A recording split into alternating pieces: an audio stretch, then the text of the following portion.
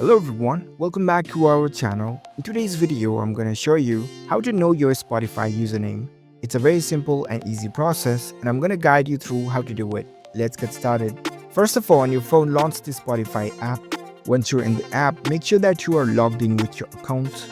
After you are logged in, you'll see this kind of interface.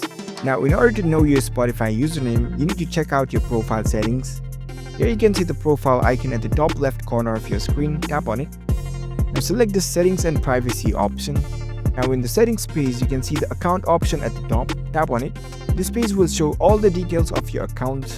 And below the account details, you can see the username. You can copy this username and take note of it. And you might use it to log into your account later.